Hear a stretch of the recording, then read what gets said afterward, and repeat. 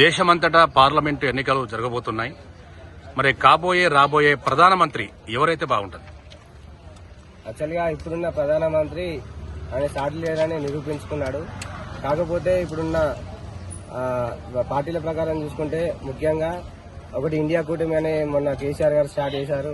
అది ఎటు కాకుండా పోయింది. ఇప్పుడు కాంగ్రెస్ అనే మన రాహుల్ గాంధీ నడిపిస్తాడు. అది కూడా ఇంకేది కొలిక్కి రాలేదు. ఇక ఉన్నదల్లా నరేంద్ర మోడీ ఏకైనా దిక్కు. కాకపోతే నరేంద్ర మోడీ గారికి కొన్ని సూచనలు సలహాలు కాకతీయ యూనివర్సిటీ విద్యార్థుల నుంచి ఇవ్వాల్సింది ఏంటంటే, అయ్యా నరేంద్ర మోడీ గారు, మీరు దేవుళ్ళ మీద గుళ్ళ మీద ఫోకస్ చేసిన ఫోకస్ జర ఈ గ్రామాలలో ఉన్న బడుల మీద, ఇక్కడ పేద విద్యార్థుల మీద కూడా ఫోకస్ చేయాలని మేము కోరుకుంటున్నాము. మన ఇండియా అనేది విభిన్న జాతులతో కలయికమైనది.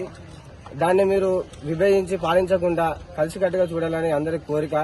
అయ్యా మీరు సముద్రంలో ఎక్కడో ఉన్న దారకు వెళ్లి పూజలు చేసి మా ఇండియా ప్రజలందరూ బాగుండాలని కోరుకుంటారు. కానీ మీకు ఎదురుగా మీ దగ్గరికి వస్తున్న రైతులను మాత్రం ఎందుకు పలకరిస్తలేరు? వాళ్ళ తిప్పలు ఎందుకు చూస్తలేరు? మరి రైతులకు మీరు ఎందుకు న్యాయం చేస్తలేరు? వాళ్ళ కోరికలు తప్పైతే వాళ్ళతో మాట్లాడొచ్చు కదా, మీరు ఎందుకు వాళ్ళతో మాట్లాడతలేరు?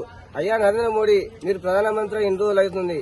ఒక్కరోజన్నా ఎప్పుడన్నా ఎవరినన్నా విలేకరులను పిలిచి ప్రెస్ మీట్ పెట్టిన రోజు ఉందా? ఎందుకు మీకు ప్రెస్ మీట్లు అంటే భయం? ఎక్కడెక్కడో తిరుగుతారు కదా మీరు, విదేశాలకు పోతారు. తెరా లేస్తే బ్రిటన్ అంటారు, న్యూజిలాండ్ అంటారు, ఎక్కడో ఉన్న అరబ్కి పోయి మన హిందూ దేవాలయాలు కట్టిస్తారు, ఇక్కడున్న హిందూ దేవాలయాలు కట్టిస్తారు. మరి ఎందుకు మీకు గుడుల మీద ఉన్న శ్రద్ధ బడుల మీద ఎందుకు లేదు? అయ్యా నరేంద్ర మోడీ, ఎన్ఈపీ 2020 తీసుకొచ్చినావు, విద్యను కాషాయీకరణ చేస్తాను. అయ్యా చూసుకో జరా, నీకు ఇప్పుడు ఎదురులేదనే. మొన్నదాకా కేసీఆర్ అలాగే విరవిగాడు, ఏదో రోజు కాంగ్రెస్ వచ్చి తన్నింది, అలాగే బీజేపీ కూడా ఈ రోజు అలాగే చేస్తుంది.